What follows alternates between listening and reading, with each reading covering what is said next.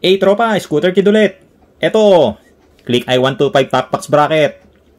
Custom painted, burnt titanium effect. Shepherd Samurai paint yan tropa.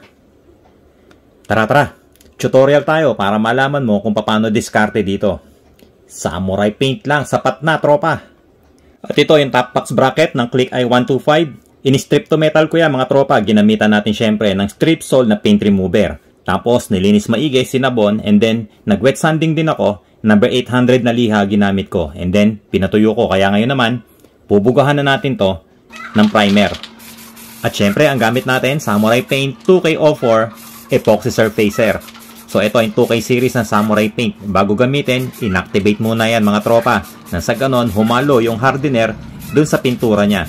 So mas matibay to kumpara dun sa mga single component na primer mga tropa.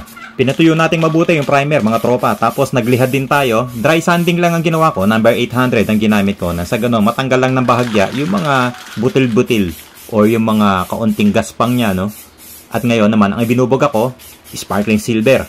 Ang code ng sparkling silver, 391701. So nilagyan ko to ng 3 coats mga tropa. Nang sa ganon, maganda at pantay na pantay yung sparkling silver natin. At gagamit ako ng 4 na candy colors para makagawa ng burnt titanium effect. Gagamit ako ng candy yellow, Y016, marine blue, Y139, candy purple, CD032, at yung brilliant red na Y138. At syempre gagamit din ako ng airbrush mga tropa. Dahil nga manipis lang yung kailangan natin ng mga kulay, airbrush lang ang kailangan natin. So tara, kulayan na natin to. At bago tayo mag-airbrush, papakita ko muna sa inyo kung paano ko ginagamit itong Samurai Paint sa airbrush ko. So ganito lang yung technique na ginagawa ko mga tropa. Ini-spray ko lang yan sa takip. Tapos, pakunti-kunti, nakakaipon ako ng pintura. And then, saka ko sinasalin dito sa canister ng airbrush. So ganun lang mga tropa. Sa mga nagtatanong kung paano ko gamitin ang Samurai Paint sa airbrush. So ayan mga tropa, kita nyo na. At ngayon, sisimulan na natin magbuga mga tropa. So ang una kong ilalagay dito, yung Candy Violet na CD032. So ang ginagawa ko mga tropa, no, manipis lang yan. Halos mga linya nga lang yan eh. Hindi naman kailangan na sobrang lapad na mga kulay. Na sa ganon, maging makatotohanan or realistic yung gagawin natin na titanium colors. So manipis lang yung violet na ilalagay natin. Pagkatapos natin mabuo yung candy violet, candy blue naman mga tropa. Ito yung marine blue Y139. So ganun din, no? Halos linya lang din. Pero itong blue, dapat mas makapal ng bahagya dun sa violet mga tropa. Ito yung prominenteng kulay o yung mas lamang na kulay. So kailangan din magkakaroon din ng overlap dun sa violet mo mga tropa. Nang sa ganon, maghalo yung kulay niya. Pagka tinignan mo yan sa personal, naghahalo na yung kulay niya, yung blue at saka yung violet. Pagkatapos ng candy blue, candy red naman ang ibubuga natin mga tropa. Ito yung brilliant red Y138. So ganun lang din mga tropa, no?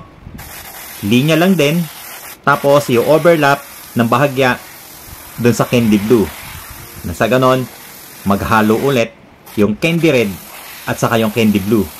Pero wag mo tatakpan ng husto yung candy blue mga tropa, no? Dapat nakalitaw pa rin yung candy blue natin. Nasa ganon, hindi matanggal yung kulay ng blue mga tropa, no? Bahagya lang din, linyahan nyo lang. At ang panghuli, candy yellow mga tropa. Ang code Y016. So ito na yung magdadala dito sa titanium effect natin mga tropa. So ganun din, linya lang din halos to, yung overlap lang ulit ng bahagya dito sa candy red mga tropa. Nasa ganon, magmukha siyang sunog. So eto na, nakakagawa na tayo ng burnt titanium effect. Gamit lang ang Samurai Paint at syempre, airbrush. Kung walang airbrush, pwede rin naman yung mga mini spray gun mga tropa. Pero sad to say, sa mga tropa natin na walang airbrush at walang mga mini spray gun, hindi kaya to ng direkta spray paint. So ayun, tapos na tayo mag-airbrush mga tropa. At ang last part, syempre magbubuga na tayo ng top coat clear. Ang ginagamit ko, clear 1128. Pwede kang gumamit mga tropa ng K1K clear or 2K01 na top coat clear. Nasa sa'yo yan mga tropa kung ano gusto mong gamitin na clear, ano. So ito, ang gamit natin, clear 1128. Alright mga tropa, tapos na itong project natin. So eto na, nakagawa na tayo ng burnt titanium effect. Gamit ang samurai paint. Angas, di ba? So ayan mga tropa, no, sana nagustuhan nyo itong vlog na to. Sana nakakuha na naman kayo ng idea. Sana nakapulot na naman kayo ng konting kaalaman kung paano gumawa ng mga ganitong effect at mga ganitong kulay. So ulit, ang mga ginamit natin dyan, candy colors ng samurai paint.